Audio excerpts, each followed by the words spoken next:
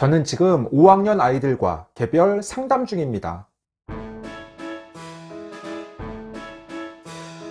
안녕하세요. 반갑습니다. 초등교사 해피 선생입니다. 저는 학교에서 아이들 한 명씩과 점심 급식 후 따로 이야기를 나누고 있습니다. 그 안에서 새롭게 알게 된 점이 있고 공통적인 특징도 느낄 수 있었습니다. 과연 초등 5학년 12살 아이들은 요즘 무슨 생각을 하며 어떤 대화를 나누게 될까요? 지금부터 자세하게 이야기해 보겠습니다. 출발! 앞서 말씀드린 것처럼 저는 학교에서 점심 급식을 먹은 후 아이들 한 명씩과 따로 교실 앞 복도의 의자에 앉아서 이야기를 나눕니다. 개별 상담이라고 볼 수도 있고 편하게 이야기를 나누는 것입니다. 예전 코로나가 없던 시절에는 아이들 한 명씩과 함께 점심 급식을 먹으며 이야기를 나눴습니다. 보통 초등학교 급식은 한 반 아이들이 두 줄로 나란히 앉아서 점심 급식을 함께 먹습니다. 저는 매일 아이들 한 명씩과 그 무리에서 조금 떨어진 곳에 둘이 앉아 급식을 먹으며 대화했습니다. 하지만 코로나가 발생한 이후 오랫동안 그렇게 하지 못했습니다. 학교 급식실에는 칸막이가 설치되었고 마스크를 착용한 아이들과 1대1로 대화를 나누는 것이 부담스러웠습니다. 이제 코로나 상황이 많이 호전되어 4월 초부터 매일 한 명씩과 대화하는 것입니다. 제 학창 시절을 생각해봐도 담임 선생님과 1대1로 대화한 기억이 거의 없습니다. 중학교와 고등학교 때에는 진학과 입시 문제 때문에 상담한 적은 있지만 초등 시절에는 없습니다. 아이들 입장에서는 따로 담임 선생님과 이야기를 하게 되면 평소 하지 못했던 말을 할 수도 있고 좋은 기억이 될 수 있겠다고 생각했습니다. 물론 교사인 저에게도 아이들을 더 자세하게 파악할 수 있어서 좋습니다. 대화를 한 후에는 언제 누구와 이야기를 나눴는지 전부 기록해 둡니다. 그래야 빠짐없이 대화할 수 있기 때문입니다. 4월 초부터 시작하여 5월 말 현재 27명 모두와 한 번씩 이야기를 나눴습니다. 이렇게 담임 선생님과 따로 이야기를 나누면 아이들의 반응은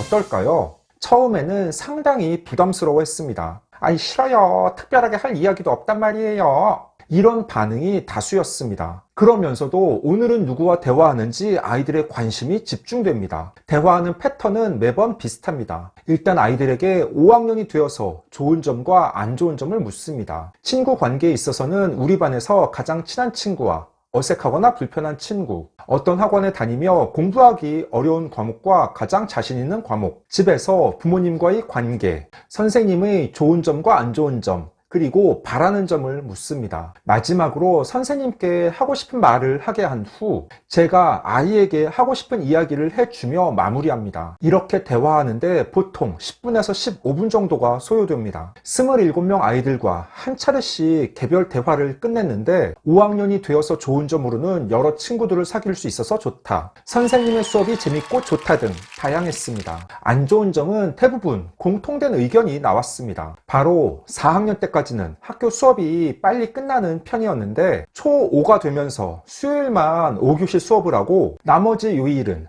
6교시 수업을 해서 힘들다고 합니다. 또한 수학이나 사회, 과학, 교과 내용이 어려워졌다는 의견도 다수 있었습니다. 아이들은 영어와 수학, 국어 논술학원을 많이 다니고 아직 초5라서 피아노, 태권도 등 예체능 학원을 다니는 경우도 제법 있었습니다. 어려워하는 과목 역시 영어와 수학이 많았습니다. 이렇게 서로 편하게 이야기를 나누고 끝으로 선생님한테 하고 싶은 말이 있으면 하라고 기회를 줍니다. 끝으로 선생님한테 바라는 점이나 할 말 없나요? 이렇게 물으면 아이들이 조잘조잘 이야기합니다. 그러면 아이들은 생각보다 나쁘지 않았어요. 선생님이랑 이야기한다고 해서 긴장했는데 별거 아니네요. 나중에 또 대화해요.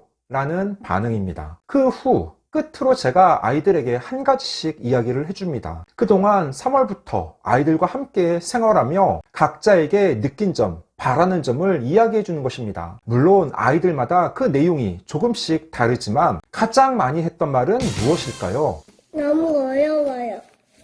그러면 이제 선생님이 은지에게 꼭 하고 싶은 말이 있어요. 선생님이 무슨 말을 할 것 같아요? 라고 물어봅니다. 그러면 아이들의 대답은 공부 잘 하라고요? 책 좀 열심히 읽으라고요? 스마트폰 적게 사용하라고요? 라고 대답합니다. 아마 집에서 부모님이 그런 이야기를 많이 하니까 아이가 그렇게 예상할 것입니다. 하지만 제가 많은 아이들에게 공통적으로 한 이야기는 그게 아닙니다. 공부를 잘하고 책을 읽는 것도 중요하지만 그건 너무 포괄적입니다. 제가 실제로 아이들에게 가장 많이 한 말은 바로 수업 시간 손들고 발표도 하면서 좀 더 자신감 있게 생활했으면 좋겠어요 라는 말입니다. 코로나 이후 전반적으로 아이들의 자신감이 많이 하락했습니다. 항상 마스크를 착용하고 있다 보니 목소리도 작고 발표도 적게 합니다. 그리고 매사 본인이 부족하고 못한다고 생각합니다. 물론 일부 아이들은 발표도 잘하고 적극적이지만 그렇지 않은 아이들이 다수입니다. 선생님이 질문을 하면 항상 대답은 소수의 아이들만 합니다. 나머지 많은 아이들은 틀리는 것을 두려워하고 그냥 조용히 따라가면 된다고 생각합니다. 여자아이들의 경우에는 외모에 대해 불만을 느끼는 사례도 많습니다. 제가 봤을 때 충분히 예쁘고 멋진데 본인은 스스로 너무 못생겼고 뚱뚱하고 못났다고 생각합니다. 그러다 보니 마스크 벗는 것을 두려워하고 다른 친구들과 자꾸 비교하며 스스로 위축되고 의기소침한 모습을 보이기도 합니다. 저는 27명의 아이들과 모두 한 번씩 이야기를 나눠봤기 때문에 바로 6월부터 다시 대화를 해볼 생각입니다. 가정에서 부모님들께서도 아이와 자주 이야기를 나눠보시기 바랍니다. 활발한 대화를 해야 요즘 우리 아이가 무슨 생각을 하고 있는지, 학교 생활은 어떤지 등을 알 수 있습니다. 일방적으로 아이에게 묻지만 마시고 부모님은 학창시절 어떤 고민과 생각을 하며 살아왔는지, 아쉬운 점은 무엇이며 요즘 관심사는 어떤 것인지 대화하셔야 됩니다. 대화를 하다 보면 가끔 아이들에게 좋은 아이디어를 얻기도 합니다. 아이들이 나이가 어리고 아무 생각 없이 사는 것 같지만 때로는 의외로 날카롭게 조언도 해주고 도움이 되는 의견을 제시하는 경우도 있습니다. 또 주말이나 휴일 아이와 함께 분위기가 좋은 카페에 가거나 가볍게 근교 산책을 하며 대화를 나누는 것도 좋습니다. 부부간의 문제나 자녀와의 갈등 등 많은 문제들은 결국 대화의 부족에서 기인합니다. 특히 자녀와의 대화는 부모님이 먼저 다가서며 노력해야 하는 부분입니다. 아이의 학년이 올라가며 차츰 대화하는 시간이 줄어들게 됩니다. 아이가 본인 방으로 들어가서 도통 나오지 않으며 부모님의 질문에 단답형으로 대답합니다. 그래서 어떤 부모님은 학부모 상담 때 아이가 하교 후 본인 방에 들어가면 나오지를 않아요. 아이 방문을 확 없애버리고 싶어요. 라고까지 말씀하셨습니다. 아마 다른 부모님들도 비슷한 경험이 있을 것입니다. 아직 미성숙하고 감정이 급변하는 초등 시기의 아이들입니다. 특히 코로나를 겪으며 더 큰 어려움과 혼란의 시기를 살고 있습니다. 부모님과 어른들이 좀 더 이해하며 다가서서 많은 대화를 할 수 있도록 기회를 마련해야겠습니다. 15초 요약!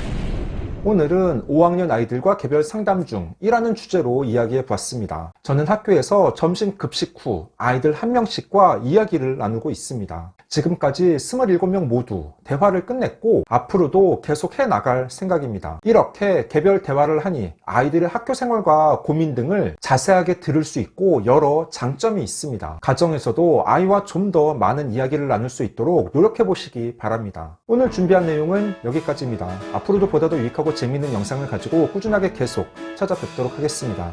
이상 초등교사 해피 이선생이었습니다. 안녕.